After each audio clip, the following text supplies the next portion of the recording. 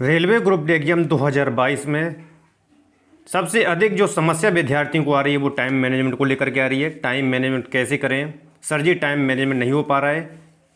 कितने पर स्कोर करने पर हम सेफ हैं। और कुछ विद्यार्थियों का कहना है कि आधे प्रश्न तो हम देख ही नहीं पाते हैं, मेरिट में कैसे हैं, प्रश्न लेंथी आ रहे हैं, तो प्रश्नों को किस प्रकार से सॉल्व करें आदि ढेर सारे प्रश्नों का जखीरा है जो कि टुडे की वीडियो में मिलने वाला है। यानी कि आप आने वाली शिफ्टों में यदि आपका एग्जाम है तो टुडे की वीडियो आप सभी के लिए बेहद मील का पत्थर साबित होगी, क्योंकि एग्जाम में जाने से पहले यदि आप लोग यह वीडियो देखते हो तो कंप्लीटली आप अपना बेहतर स्कोर कर पाएंगे, टाइम को मैनेज कर पाएंगे। टाइम को किस तरह मैनेज करना है उसमें सारी चर्चा रहेगी और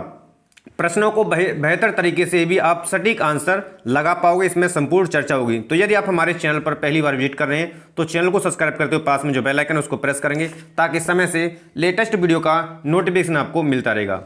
चलिए तो वीडियो को आरंभ करते हैं। तो देखिए टुडे की वीडियो में सबसे रेलवे ग्रुप डी एग्जाम 2022 जो रेलवे के द्वारा कंडक्ट कराए जा रहे हैं विभिन्न शिफ्टों में एनालिसिस के पश्चात सबसे बड़ा मेजर इशू आ रहा है विद्यार्थियों के सामने कि टाइम मैनेजमेंट नहीं हो पा रहा है। क्यों? क्योंकि प्रश्नों की संख्या आपकी 100 है और टाइम आपको यानी कि 90 मिनट दिए गए हैं। प्रश्नों की संख्या 100 है और टाइम आपको 90 मिनट है, फिर भी उसमें प्रश्नों जो हैं वो लेंथी आ रहे हैं। कथन निष्कर्ष में यानी एक एक प्रश्न के लिए अलग से पाई चार्ट है, कथन निष्कर्ष एक प्रश्न के लिए अलग है, पहले उसको सॉल्व करो फिर आगे के लिए फिर अलग है। तो इस तरह के प्रश्नों को आ रहे हैं, तो इस पर विशेषकर ध्यान रखना है कि जो सब्जेक्ट ने आपकी गणित के 25 प्रश्न है जिसमें सामान्य ज्ञान और करंट के 25 प्रश्न मिलाकर के हैं, विज्ञान के भी 25 प्रश्न हैं और रीजनिंग के भी 25 प्रश्न हैं। ठीक है, तो कुल मिलाकर के 100 प्रश्न हैं और 100 प्रश्नों के लिए समय 90 मिनट है आपके पास। अब देखिए किस तरह या कितने स्कोर पर आप करना होगा। तो मैं सबसे पहले आपको एक बेसिक तरीका बताता हूं कि गणित में, क्योंकि गणित का जो लेवल है वो ज़्यादा टफ नहीं आ रहा है और ज़्यादा इजी भी नहीं आ रहा है, यानी कि ठीक ठाक लेवल आ रहा है। तो यदि आप गणित से 18 से 20 भी करते हैं, 18 से 20 करते हैं और सामान्य विज्ञान का मान लीजिए किसी शिफ्ट में लेवल जो टफ आ रहा है किसी में सरल आ जाए तो यानी कि आप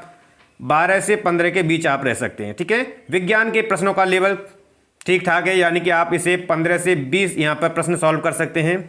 और रीजनिंग का प्रश्न का लेवल जो है काफ़ी टफ आ रहा है, इसलिए आप इसको 12 से 15 आप यहाँ से कर सकते हैं 25 से। तो कुल मिलाकर के मेरा कहने का तात्पर्य यह है कि यदि आप गणित में 18 से 20 प्रश्न सॉल्व करते हैं, सामान्य विज्ञान के अब 12 से 15 प्रश्न सॉल्व करते हैं और विज्ञान के 15 से 20 और रीजनिंग के यदि 12 से 15 प्रश्न सॉल्व करते हैं बिल्कुल से सटीक, तो भी आप अपना स्कोर देख सकते हैं कि जो स्कोर हो रहा है वो आपका 70 के आसपास हो रहा है। तो मैं आपको बता रहा हूं कि यदि आप सही आंसर यानी कि सटीक आंसर या 65 या 70 के बीच में आप करके आते हैं, 65 से लेकर के 70 बीच या 60 तक से लेकर के 70 के बीच में यदि आप अपने प्रश्नों का सही आंसर सॉल्व करके आते हैं, यानी कि अपना स्कोर या बेहतर प्रश्नों की जो आपके द्वारा सॉल्व किए हैं उनकी संख्या 60 से 70 के बीच में, तो आप निश्चित रूप से श्योर हो जाइए, क्योंकि नॉर्मलाइजेशन के पश्चात आपके 10 से 12 और 15 अंक बढ़ सकते हैं और नॉर्मलाइजेशन भी आपकी एक्यूरेसी पर ही बढ़ेगा। इसलिए यदि आप 60 से 70 के बीच में जो विद्यार्थी प्रश्न करके आ रहे हैं तो उन्हें चिंता करने की आवश्यकता नहीं है, आप बिल्कुल निश्चित रूप से अपने आप को श्योर मान सकते हैं, क्योंकि 60% विद्यार्थी ही इसमें परीक्षा में एग्जाम दे रहे हैं, बाकी 40% विद्यार्थी एग्जाम से बाहर हैं और 60% में भी आप देख रहे हैं कि कुछ विद्यार्थी ऐसे हैं जो सिर्फ पेपर देने आ रहे हैं, वो कोई बेसिक तैयारी नहीं है। आपने जब एनालिसिस देखा है तो विद्यार्थियों से जब चर्चा की जाती है जिसमें आप देख पा रहे हैं तो इसमें 10% विद्यार्थी ही आपके बेहतर तरीके से तैयारी करके आ रहे हैं। तो आपका कंपटीशन इतना टफ नहीं है जितना कि आप लोग समझ रहे हैं। ठीक है, तो विशेषकर ये ध्यान रखना, यदि 60 से आप 70 के बीच में स्कोर करते हैं तो आप बिल्कुल से अपने आप को सेफ मान सकते हैं। कुछ विद्यार्थियों का जो प्रश्न है कि आधे प्रश्न छूट जाते हैं और उन्हें देख ही नहीं पाते हैं। क्यों? क्योंकि विद्यार्थी जो लेंथी प्रश्न आ रहे हैं उन्हीं में कम से कम 10 से 5 मिनट या 2 से 4 मिनट या आधा समय उन्हीं प्रश्नों में बर्बाद कर देते हैं, जिनको वह फिर भी सॉल्व नहीं कर पाते हैं और आगे जो हमारे प्रश्न बन रहे होते हैं हम उनको देख नहीं पाते हैं। तो विशेषकर यहाँ से ध्यान रखना होगा कि सबसे पहले जितने भी आपके टॉपिक्स हैं उन टॉपिक से आपको पूरे पर कवर करना है, सभी टॉपिक को कवर करना है। और सबसे पहले जितने प्रश्न आपको, मान लीजिए गणित से आपको 12 प्रश्न बने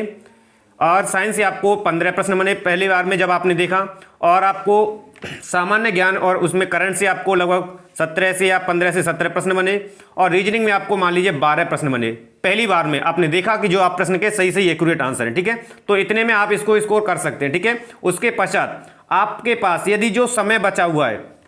आपके पास यदि समय है तो आप अन्य प्रश्नों को जो आपको ऐसा लग रहा था कि जिन्हें हम सॉल्व कर सकते हैं उन्हें देखेंगे।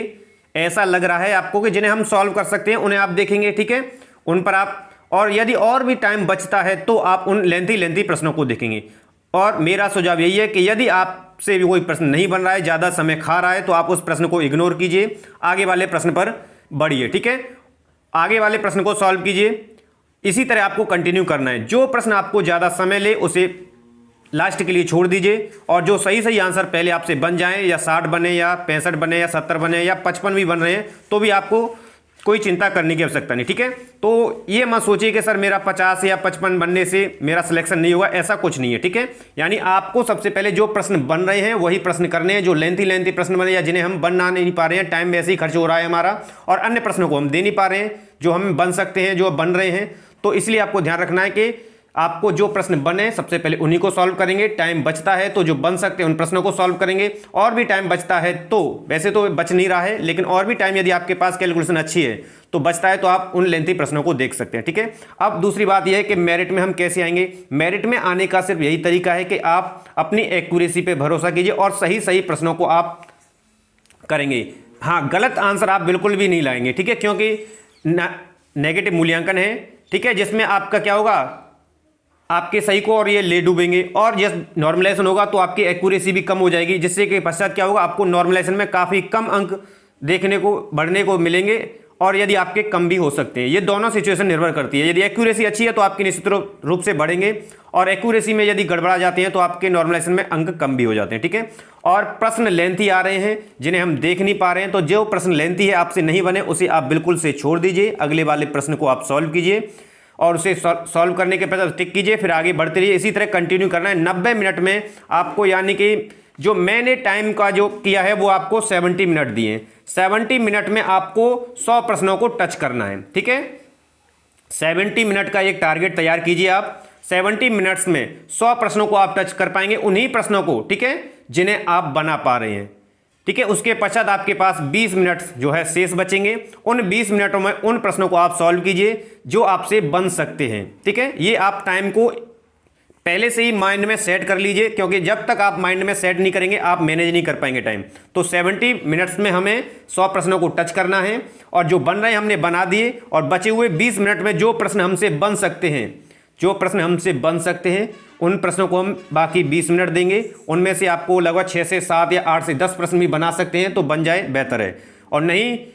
और भी यदि 2 से 4 मिनट बचते हैं तो आप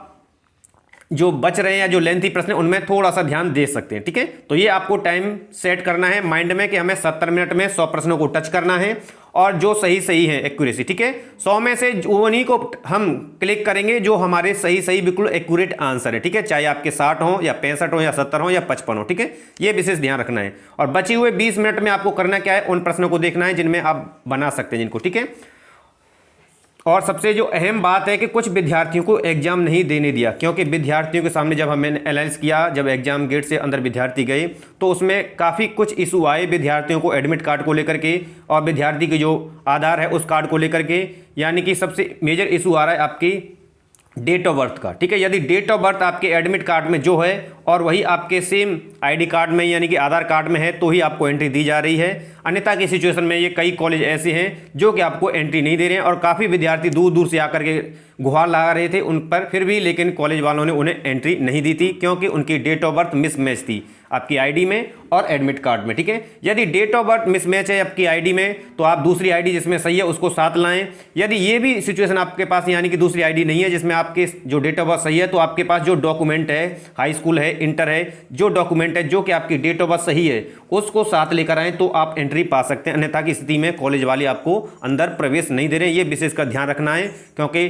विभिन्न शिफ्टों में देखा गया है कि हर एक शिफ्ट में लगभग 3 से 4 विद्यार्थी ऐसे पाए गए हैं, तो आपको याद रखना है। तो जी हाँ, टाइम मैनेज को लेकर के प्रश्नों को कितना सॉल्व करना है, कैसे सॉल्व करना है, कितना स्कोर पर आप सेफ हैं। आशा करते हैं टुडे की जो वीडियो प्रोवाइड की गई है और आने वाली शिफ्टों में यदि आपका एग्जाम है तो आपके लिए पूरा 100% बेनिफिट्स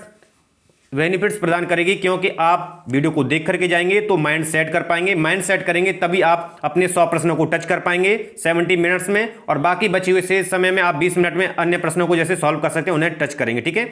तो मिलते हैं हम नेक्स्ट वीडियो के साथ, तब तक आप सभी को नमस्कार है, धन्यवाद मित्रों।